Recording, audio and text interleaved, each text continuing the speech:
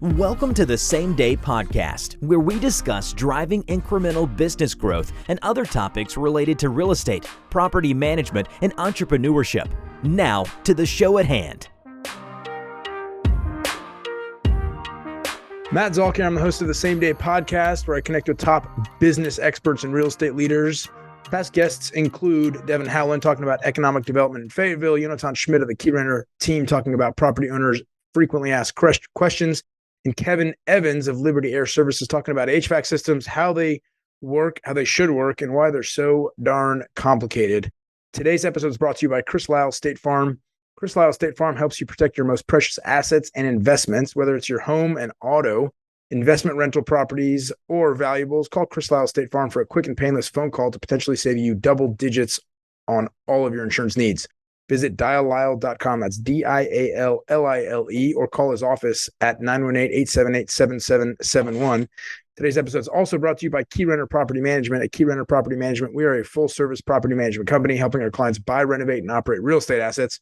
We help our clients build wealth while taking the headache out of property management. Greg, Steven, you guys know this probably better than anybody, but it's super hard to line up contractors if you're just a mom and pop operator and you're trying to get a make ready done in a reasonable amount of time after a tenant leaves a property.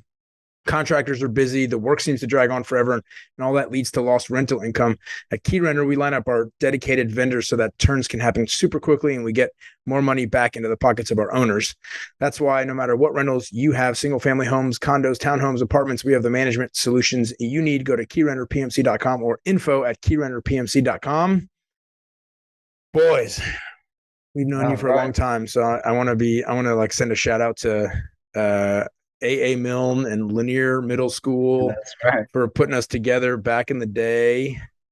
Yes, old friends. Let me introduce you real quick. Steven and Greg are brothers and owners of Shannon Property Management based in Houston, Texas. Steven began his career in management consulting and Greg in accounting before moving on to real estate, but they always wanted to do something entrepreneurial together. Growing up with a small family construction company, the idea of taking care of property seemed like a natural fit. They learned about the property management industry from an old industry vet, launched Shannon Property Management just over 3 years ago, and haven't looked back since. Steve and Greg, welcome to the show. All right. Thank you. Happy there are days when we look back, but not very frequently.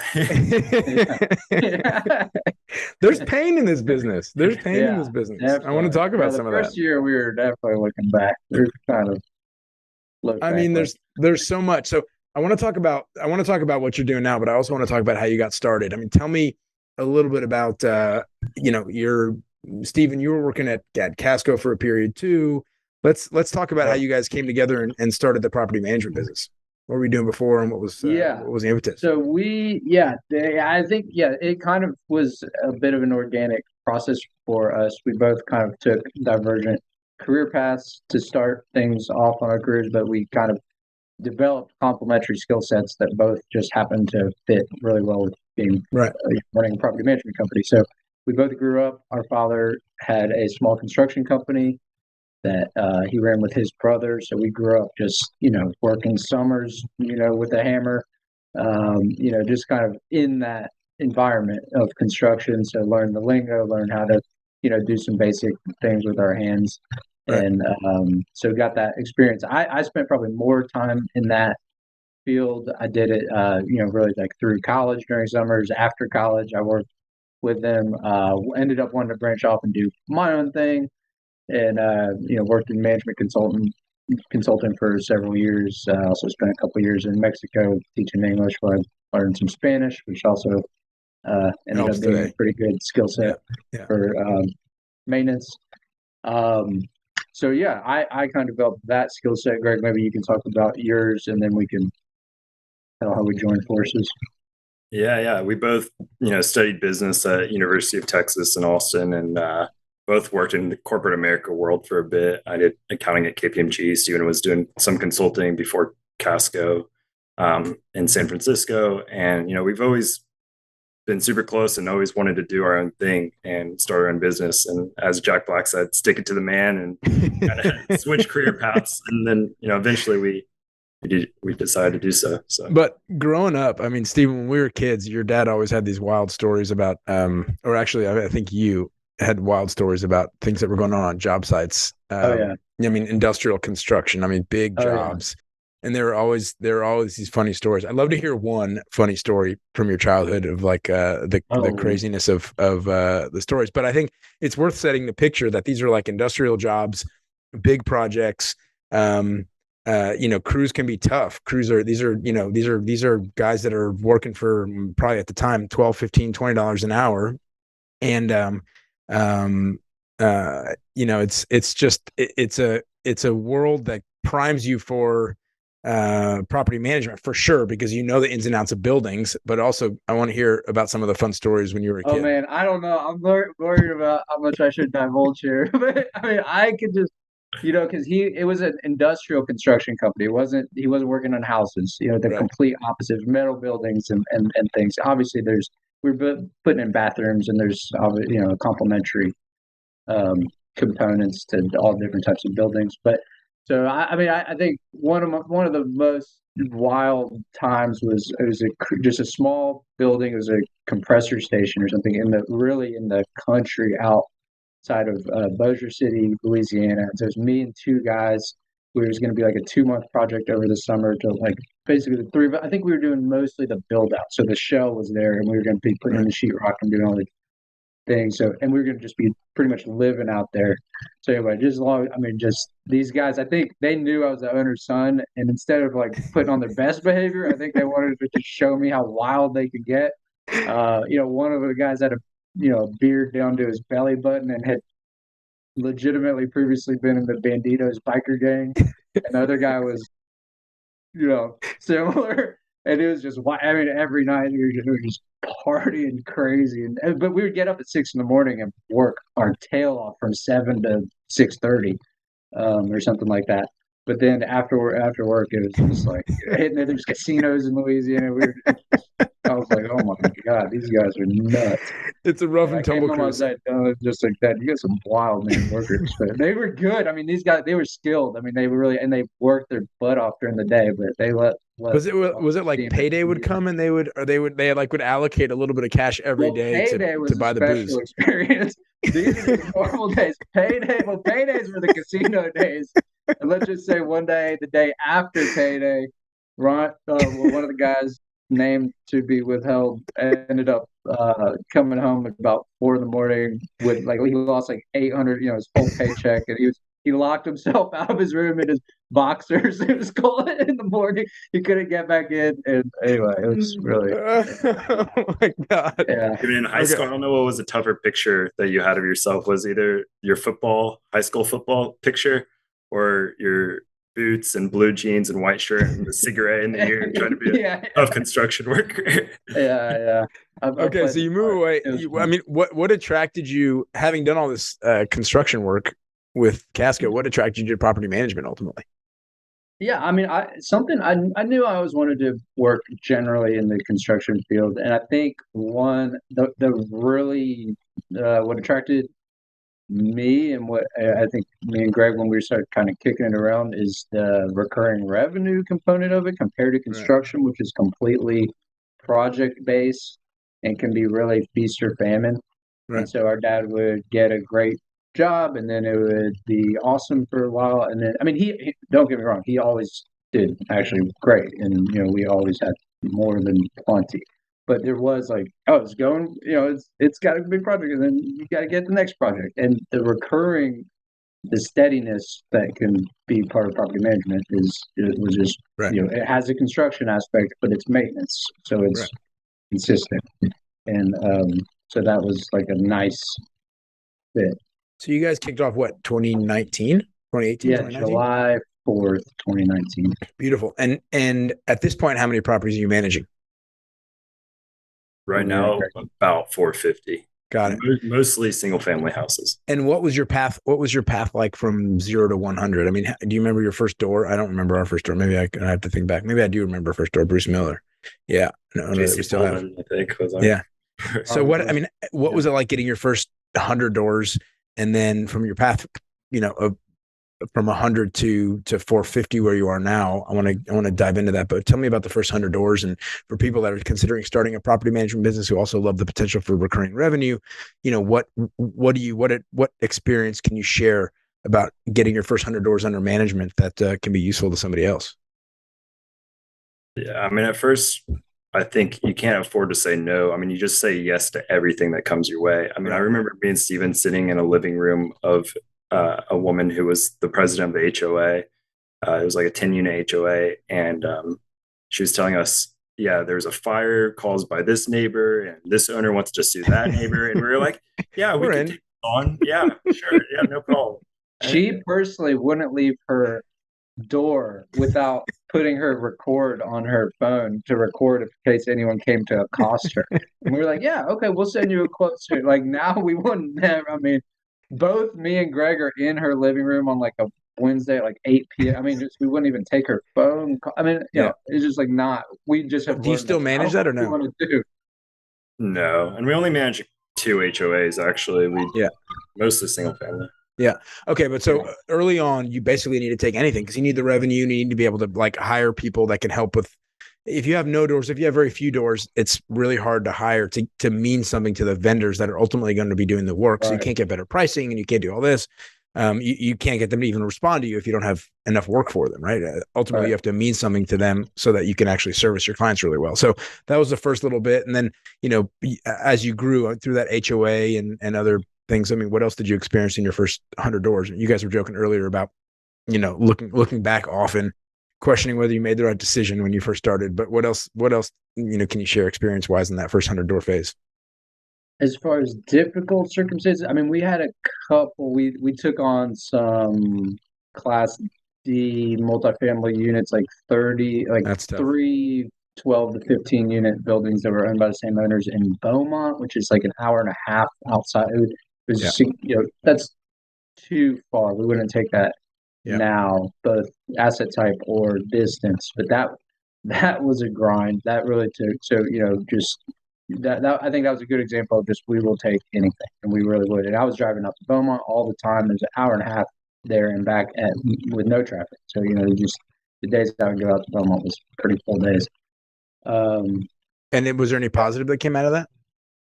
We gained our experience. I mean, we had to do everything. So, I mean, it was very tough, but now when we hire people, we've probably been through everything that they're going to experience. I mean, for the most part. And so, I mean, that's a super valid point though. Anything that you want other people to do, it's really helpful if you've done it, if you know it, if you've lived it, right? I mean, there's accounting stuff that's complicated in property management. There's, multiple trust accounts.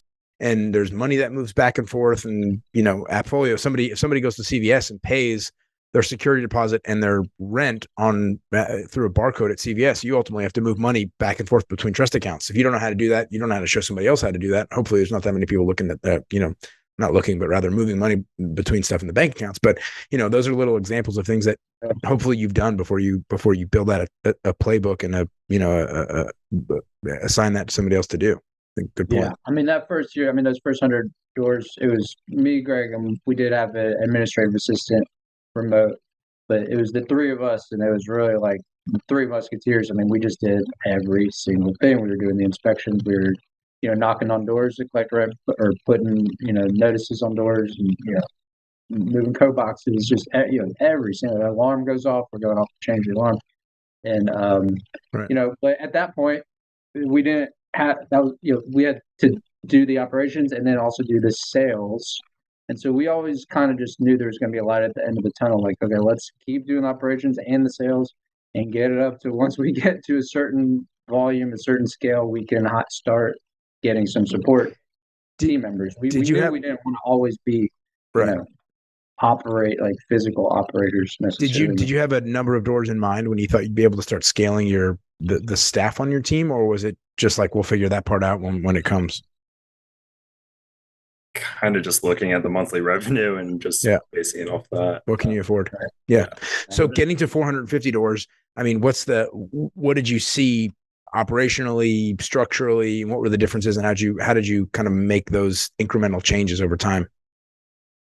Yeah. I mean, now we're able to hire employees, and we have, pretty decent sized team. And then that allows me and Steven now to focus on building our processes. And, now we have pretty push and play, just like it's set up very well so that we could continue just to grow and improve our processes and have people do the day-to-day property management. And we just make sure the work's getting done and overseeing them.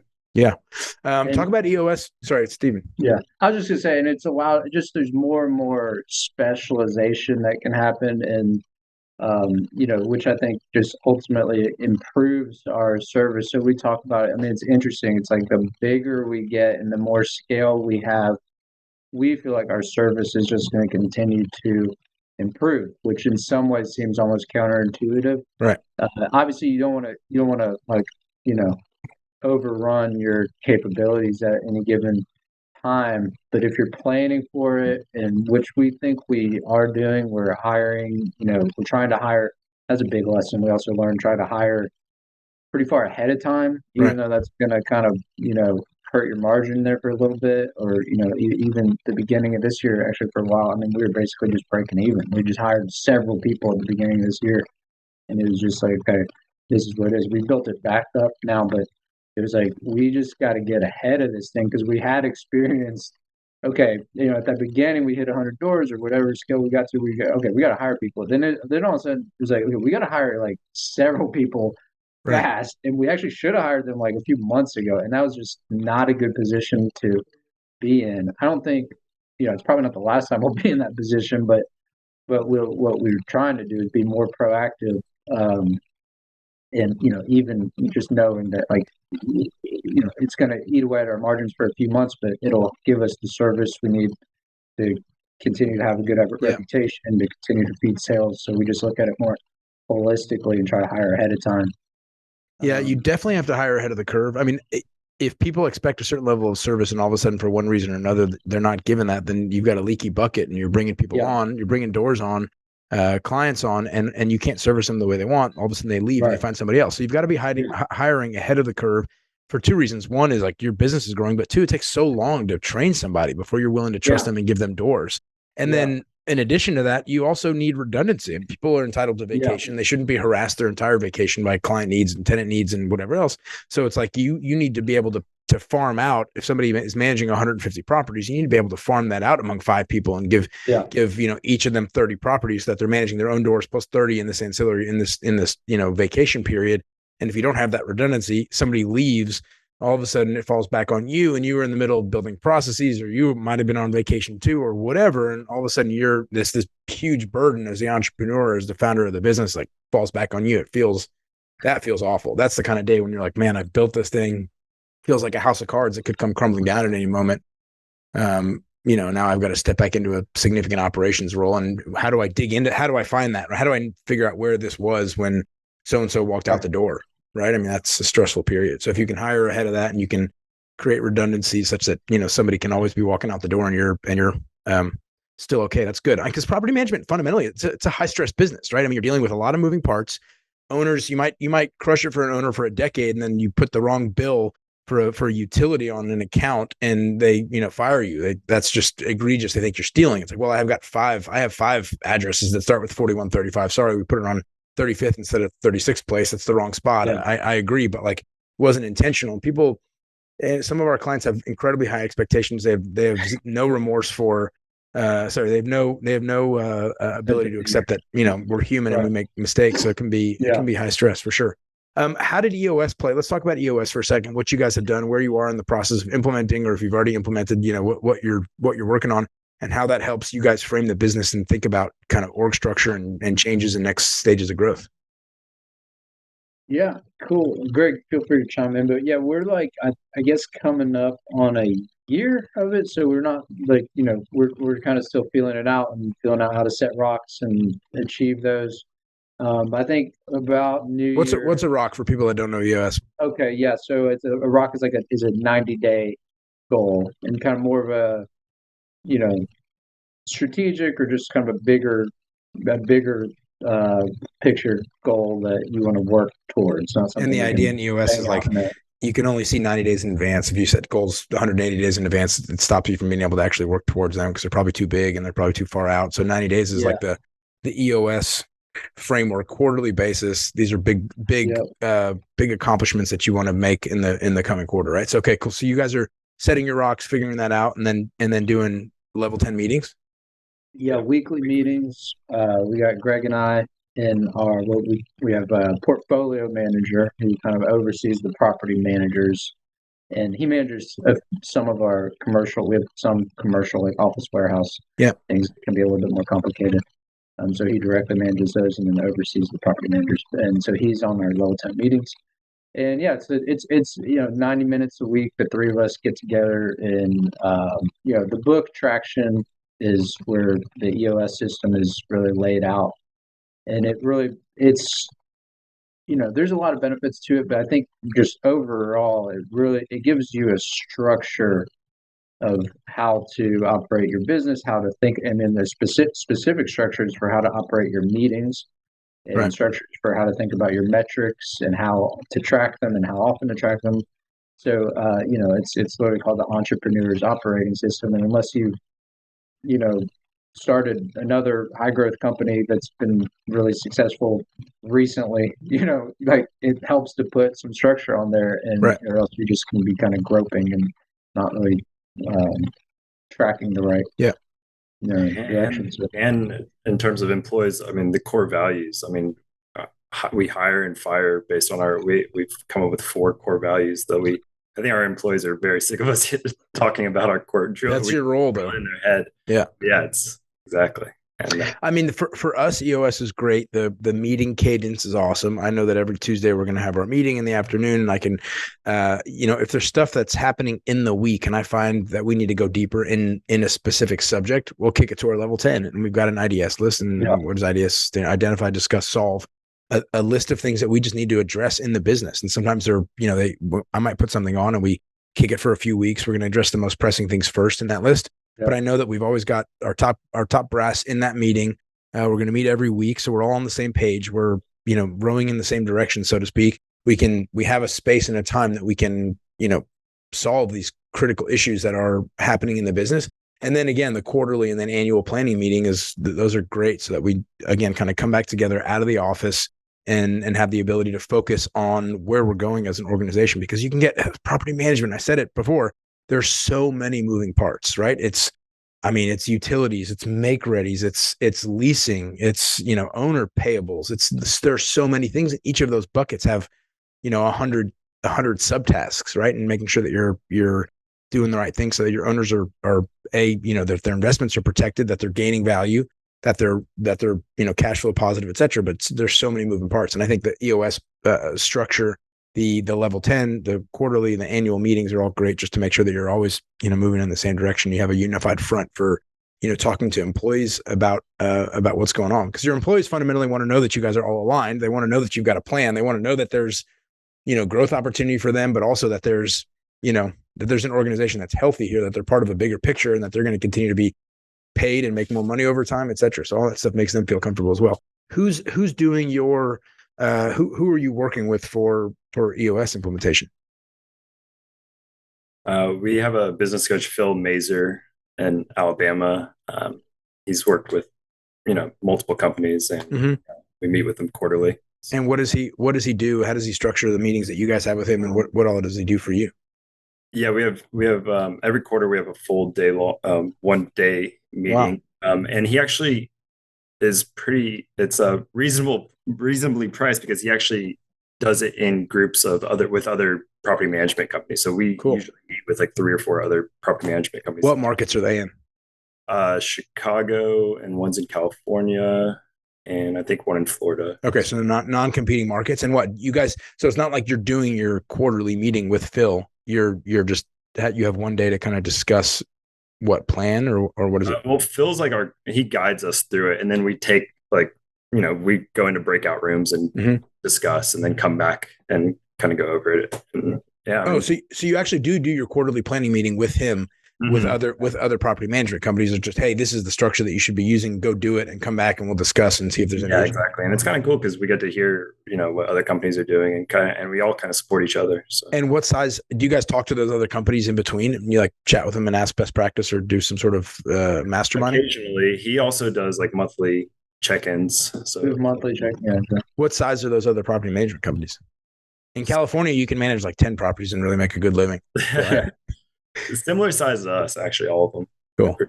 So Cool. But different, some slight variations on the business model. Like I think the guys in Chicago own a lot of multifamily, like Class C, D multifamily, and they renovate and operate. And so that's their business model. It's some different things. And what does Phil work on from the like CFO role, the CFO seat? What does he help you guys with? Yeah, so he gives us our monthly profit and loss statements as a business, and then our balance sheets. And he also holds monthly meetings to go over those as well with the other companies that he does the accounting for as well. And so it's been great. I mean, it's getting our P&L just tidy and broken down into the appropriate boxes has been just really helpful to manage by. So that follows the NARPM accounting standards. Yeah. Okay, so you guys went from 100 doors. You went from 0 doors to 100. You're like accepting any property that came to you, and you're sitting in this lady's living room talking about tenants lighting each other's condo units on fire. Talk to me now about like selection process for new properties that you want to bring under management. Do you take everything at this point? It sounds like you don't. And how do you what's the rubric that you use for selecting a new property that you take? I saw on your website, like you guys have a bunch of properties. They're all by our standards in Tulsa and Oklahoma City. They're super expensive. I mean, some really nice stuff in East Downtown that's like almost $4,000. Your average house seems like it's like $2,700.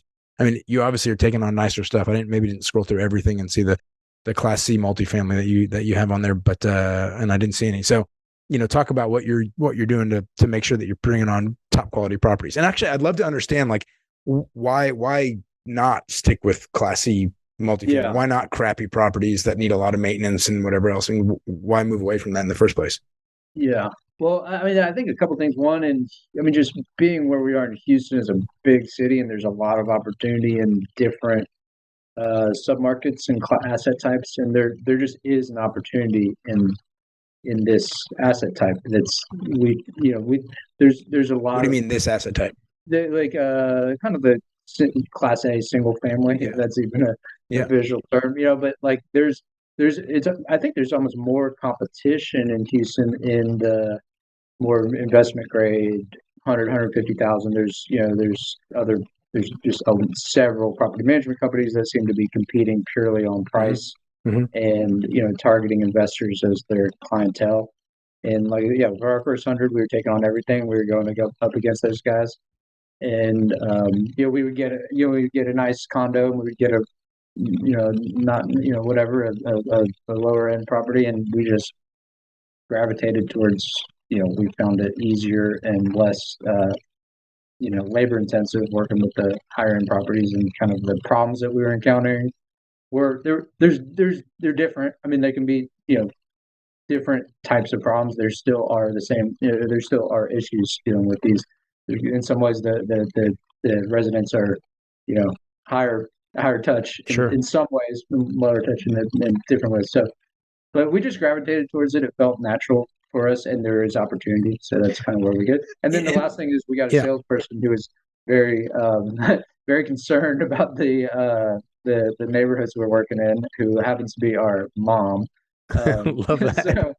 So like a year ago, I mean that was another just kind of like organic fit. I mean, our mom is she's very exuberant and outgoing, and we joke around like we offered her to spend her days talking about how great her sons are, and she's like, "Oh, you have to pay? You don't even have to pay me. I'll do that anyway." So she talks to strangers about our BDM, business development mother. yeah, exactly. So she doesn't want you running around bad neighborhoods, in essence. So the selection process is basically if she doesn't want you going there, you're not going to manage a property there. Well, we don't even hear about it because she just doesn't pass it along to us. So at this point, it's out of our hands. So I mean, sometimes higher end properties can yield their own issues, and that tenants they like have high expectations. They're paying a lot of rent. And they're a 740 credit score, and they know that, and they're like top notch.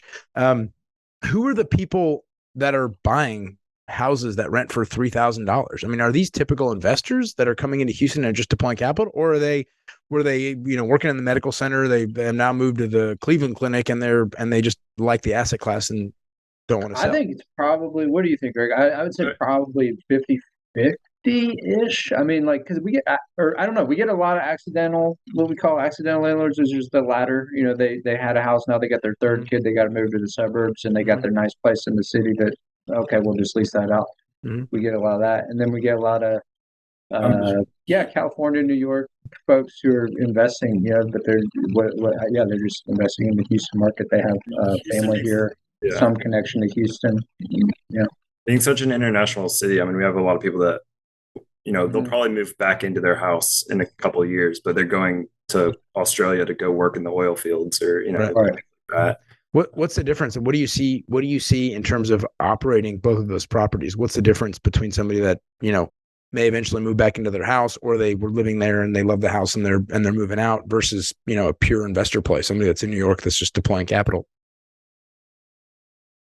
I don't know that there's necessary. I mean, they do have different characteristics, but also I think they're often similar enough of a demographic that it comes down to the personality of the person. If it's a super analytical person who wants to move back to their house, they're going to be, scrutinizing every detail. If it's a, just kind of like let it loose investor, they're going to be just kind of more or less that looks right. So I mean, we kind of get this. I think we pretty much get the spectrum on both, to be honest. Right. So it's hard to really. I feel like for our accidental landlords, they often, we go through and we do an inspection after they move out, and we can get into the make ready, like a discussion about make readies and stuff. But I feel like they're not always willing to accept that their property's in the condition that it's actually in. Like, they lived in it, and they didn't, the threshold between their kitchen tile and their hardwoods in the living room is missing. And they're like, well, we lived with it for so long, like everybody should live with it. And you're like, no, that's not. People are going to be paying whatever they're paying. They're considering that a lot of money because that's what their income will allow. And they're generally going to pay, 25 or 30% of their income for that property. So you can't lease a property that has a threshold that's missing. It's just not the case. Right. Even if you made the decision because you own the house to not fix it because you didn't value it enough, that was a decision you made, but that's not the way the tenants look at it. They want the property to be in good shape, whether it's, $1,000 a month or $3,000 a month, it needs to be in good shape. We find that to be, problematic. We say, look, this has to be done. And like, well, I don't think so. We lived with it forever. Well, that's not the way people look at it when they're renting a house. Yeah, that's true. I use the example I usually throw out is like the back left burner on the stove. Right. Doesn't want to do it. There's 3 other ones. It's like, hey, they want to use that one. It's like, we never used it. It's like, well, they are going to use it, and we leased it to them with it, so it needs to work. Yeah. But we have a minimum property standards sheet, and our inspections are very detailed. And I mean, usually we try to convince them. Who's out there doing inspections for you guys now? Our own in-house maintenance technician. We have 2 new maintenance guys joining our team next week. So we do most of our make ready and inspections in-house. And what? So tell me about that process. Oh, sorry. Go for it. No, just tell me about that process. That's one of those. That's an example of what we were saying. Like, as you get scale, you can specialize more. So one of our maintenance techs, who is the most kind of tech savvy and has really good English and he's very detail oriented. He's a perfect fit to be an inspector. He's also a great make ready technician, but we have him running around doing inspections. It's been backing up to the point to where, as we bring on new folks, he's not quite going to be a full-time inspector, but probably he's going to move to be 70% doing inspections. Just throughout the week, he'll be doing 3, 4, 5 several inspections a day, for days at a time. So but we need to get the scale to allow him to be able to really dedicate it. I mean, that's a critical function. It's a value that property managers add, and being able to be the eyes on the ground so that the owners can see the inspection, but not have to physically be there. But it's also something that we don't charge for that. That's part of our make ready. That's part of our turn service. That's why we earn a leasing fee to some extent. So having somebody that makes, 25 or 30 or $35 an hour, being full-time on inspections is a significant cost to the business. Yeah, it's the same. We don't charge for it either. Yeah, it's just part of cost of doing business. Yeah. Greg, he's the same guy. What? He's the same guy that creates the estimates after he does the inspection, creates the estimates, and then our property managers make sure that they're in good shape and the charges reflect what's in the inspection, and then we send that out to the owners and try to get That's approval. actually a really good point. So you can actually do that. You can do the inspection, do an itemized bid for the work to be completed, and wrap that up in one. We don't do that. It's a really good idea. Yeah. A really good idea. So how many maintenance guys do you have on staff now? And how do you, among the people that you have on staff, how do you determine who does what make readies and who's just doing routine maintenance? Like, the faucet's dripping and we need to fix it. Yeah. So we had 4 guys over the summer, and we're bringing on we're bringing on 2 more. 1 guy left. So we'll be at 5 like next week. So, but through the summer and just recently, we do supplement obviously with contractors and with make readies. We have relationships with other like little make ready crews around town that we do actually decent amount of supplemental make ready work with. But in house, we pretty much have 2 guys dedicated to make readies, and that's where their skill set is. I mean, they're really good painters, carpenters. They spend a lot of time with in the home building company, so ground up home construction. And then we've got 1 full-time maintenance guy who is running around, fixing, doing repairs and stuff. And like I said, we're bringing a couple more guys in who will be kind of flex. One of them will be more dedicated to the maintenance, to the make ready, which will free up the inspector / make ready guy to focus more on inspections.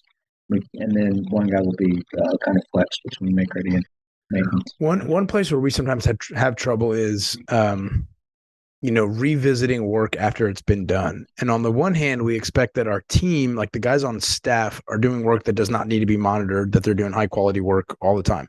Second thing is sometimes we have external vendors, especially in restoration companies that are going through, if a property floods, a washing machine floods, or a dishwasher floods, and there's now restoration work that needs to happen. We expect that those guys do high quality work, that they don't need to be babysat. Yet Right. Sometimes we do need to babysit them. we need to have them warranty the work. We had a recent experience where just the sheetrock repair that was done was just like not up to snuff.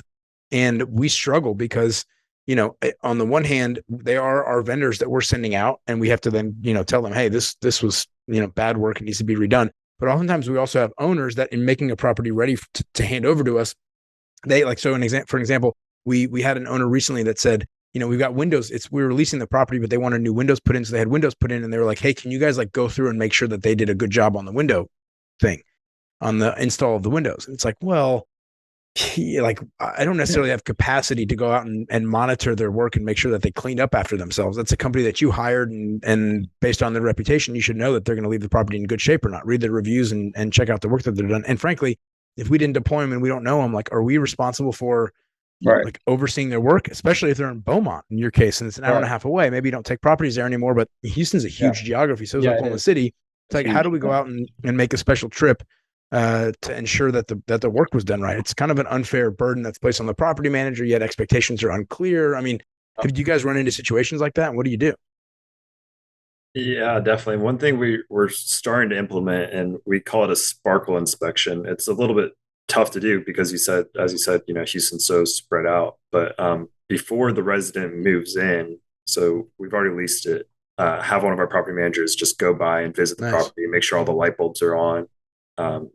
Do a load in the dishwasher and just make sure everything's really working. And that just prevents headaches for the owners, but also the future residents, ensures that they have a smooth move in. Yeah. I mean, that's 2 hours of a person's time. Yeah. So they can do 20 of those a week. And then, you're paying a significant salary for that person. It's a great idea. It just takes significant resources. It's overhead. Yeah, for sure. I guess if it doesn't, if it saves you 2 hours or 3 hours when a tenant moves in, now they're upset and they don't want to pay, they want a discount on rent and blah, blah, blah, blah. If it saves you some of that headache, it's great. Ultimately though, that cost is not borne by the owner, it's borne by the property management company to provide excellent service. That's a tough one. Yeah, it's true. And we're trying to kind of feel that out. I mean, we do that sometimes just kind of ad hoc, but we're trying to put some parameters around it. Like, okay, if it's at 10 showings, maybe one person had, wet shoes when they came in. So now there's foot tracks. I mean, granted, the person signed the lease, but let's give it to them mopped up, So we're so we just kind of say if it's been on the market for X amount of days or has X amount of showings, that type of thing. We're in the process of kind of implementing that. That's interesting. The other thing that I find, I go by properties too. Occasionally I'm driving by and they're vacant and I go in, or I know somebody's moving in and I'm just in the neighborhood. So I run by. It's hard to replicate what the owner will do, what the owner of a company will do to make sure that property move-in goes in, happens without any hitches. I mean, like you will probably go in. You have I suspect, a small broom and some rolls of paper towels in the back of your truck, and so do I. It's like I'll go through and I'll sweep up a cricket that has been there for 2 days, because that's just what happens when a house is vacant. It happens in my garage too. But oftentimes other people in the organization just won't do that. They'll look at it and they'll walk right past it. It's like, how do you encourage that sort of behavior in an organization? I think some of it goes down to core values, and we have the own it core value. It's like, how would an owner want to see it if it were their property and think that way? How does a tenant want to see it when they move into their property? Like, they don't want to see crickets. I understand that that's just a normal part of life, but it's just not something that they want to see when they move in. So how do you encourage people to take responsibility and ownership and actually just go and run their finger across the countertop and go, oh, it's dusty. I'll just take the paper towel in the back of my truck and just wipe it down quickly so that somebody else doesn't have to experience it. It's really hard, and it's the core challenge to what we do. Yeah, it's tough. I mean, I think that's just a culture, I think, and core values. Like you said, I think that's just like having the right kind of hiring the right people who kind of have that mentality to start with is kind of a good place. And we made these cute little baskets that have all the cleaning solutions inside, and we give them to all of our property managers. And so, I mean, it's like, just keep that in your trunk, and and it's your responsibility. Exactly the stuff you said. Yeah, roll paper towels, some little wipes, and or a 9 and a few things. So you hand that out to your property manager so they can do that when they're walking a property at the end. Yeah. Mm-hmm. Good. Yeah. Super smart. Stephen and Greg Shannon are brothers and owners of Shannon Property Management, based in Houston, Texas. They've grown from 0 to 450 properties in about 3 years, which is super impressive. Guys, thanks for being on. I appreciate all your sharing all the experiences that you've had. Anything else that you want to say before we get off here? We're not looking back. We're looking forward, looking ahead. That's right. Looking forward. There we go. Yeah, nice. Thanks for having us on. Super enjoyable. Thank you, guys. Appreciate it. Thanks for listening to the Same Day Podcast. Tune in to a new show each week and be sure to subscribe to get future episodes.